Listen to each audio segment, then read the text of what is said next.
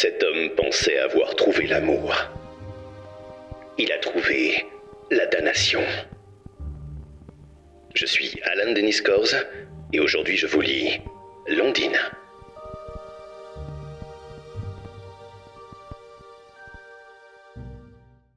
Cher Samuel, je me souviens. C'était une nuit de novembre, sèche et glaciale, noire entre toutes, où le sommeil m'avait emporté avec plus de force que d'ordinaire. Les songes qui vous assaillent en de pareils moments ont ceci de particulier qu'ils vous changent pour le restant de vos jours et laissent sur votre âme la morsure d'un inaltérable stigmate. Après une dure journée de labeur, mon corps reposait sur mon lit dans ma demeure de Chichester. Mon esprit, pourtant, errait tel un fantôme sur les plages du Little Hampton de notre enfance, là où mère nous emmenait jouer, toi, Thomas et moi, des heures durant. C'était étrange.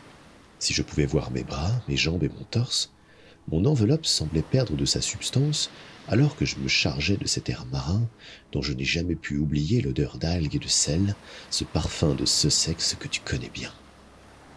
Les murs perdus dans l'obscurité, je m'avançais jusqu'à la rive et l'eau m'engloutissait peu à peu. Là, comme la Manche baignait mes épaules transparentes, une voix féminine surgit des vagues. D'abord lointaine, puis de plus en plus claire à mesure que les flots dévoraient mon visage, je pouvais l'entendre m'appeler par mon nom. « Oliver, Oliver, me disait-elle, rejoins-moi. » Ainsi je marchais vers elle, et sous mes pas le sable disparaissait. Bientôt, je filais dans l'eau tel un poisson. Je ne me noyais pas, j'étais seulement devenu une cellule traversant le sang du monde. Dieu, Samuel, que c'était bon. Pendant combien de temps errais-je alors à la recherche de ma sirène ?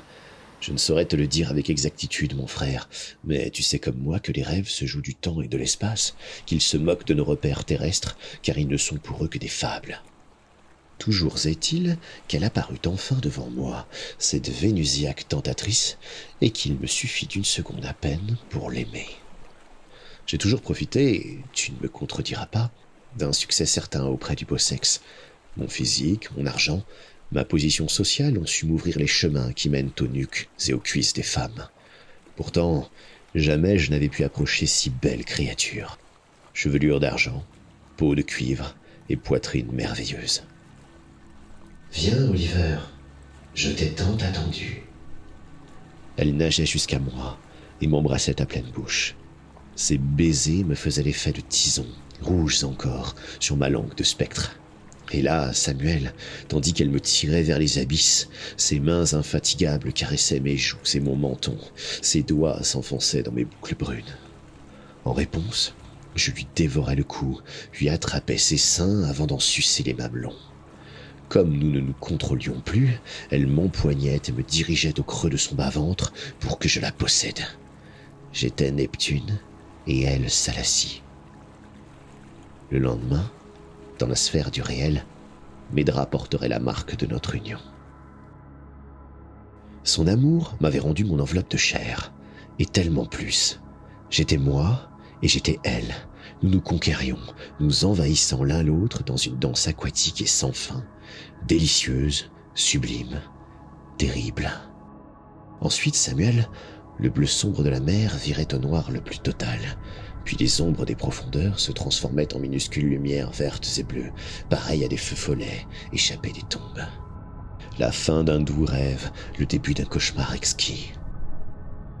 Sous le nimbe de cette aurore sous-marine, m'apparaissait une multitude de masses sombres et tentaculaires, aussi gigantesques que torturées, fruits du délire des esprits les plus dérangés de la terre. J'ai presque honte de te l'avouer, mais je pleurais de les voir si sublimes. De ses jambes parfaites, mon Ondine, revenons à elle, resserrait son étreinte autour de mes hanches vaincues, après quoi elle muait.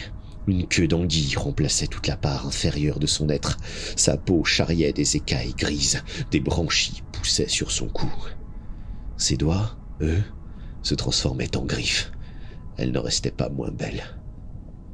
Nous tombions. Les titans, autour de nous, entamaient dans la quasi-obscurité une litanie sourde et grondante. Il ne pouvait exister musique plus parfaite, que le chant de ces antiques rois pieuvres. Alors que je t'écris cette lettre, elle ne quitte plus mes tympans. La force de mon amante réduisait en pulpe mes os et mes entrailles. Sous mon épiderme grouillaient des cohortes de larves phosphorescentes qui dévoraient, dans un nuage sanglant, muscles, tendons, cartilages et tous les tissus de mon corps indigne. Je devenais le festin de la fosse. Je me dissolvais littéralement dans le royaume liquide de ces indicibles seigneurs des grands fonds. La mort, puis le réveil, décevant, cruel.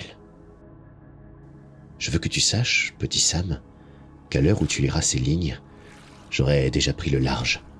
Je ferai route vers la France, même si je ne compte pas y poser le pied. À mi-chemin, je stopperai l'embarcation, puis plongerai dans l'eau. Que me faudra-t-il faire avant de la retrouver, mon âme sœur, ma compagne rêvée? Mon frère, sans doute te dis-tu que je suis fou et qu'il ne s'agissait que d'un fantasme, mais je puis t'assurer qu'il y avait là bien plus. Je veux retourner dans l'abîme et m'y perdre à nouveau, m'y noyer et y pourrir dans l'extase et l'amour. Ne tâche pas de me suivre, cela serait inutile, j'ai bien trop d'avance sur toi. Mais si un jour tu veux me rejoindre, formule-en le souhait. Mon Ondine et moi, nous viendrons te voir en songe. Là, tu comprendras. Adieu. Je t'aime. Ton frère dévoué, Oliver.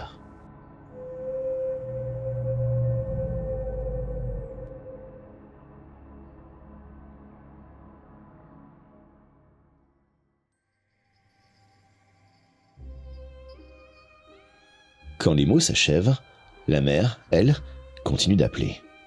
Car certaines rencontres ne cherchent pas à être comprises, mais vécues, fût-ce au prix de tout ce que l'on est. Si cette lecture a laissé en vous un trouble, une fascination ou l'écho d'un appel lointain, n'hésitez pas à laisser quelques mots avant de revenir à la surface. Merci de m'avoir accompagné, et souvenez-vous, il est des amours dont on ne revient jamais tout à fait. À bientôt.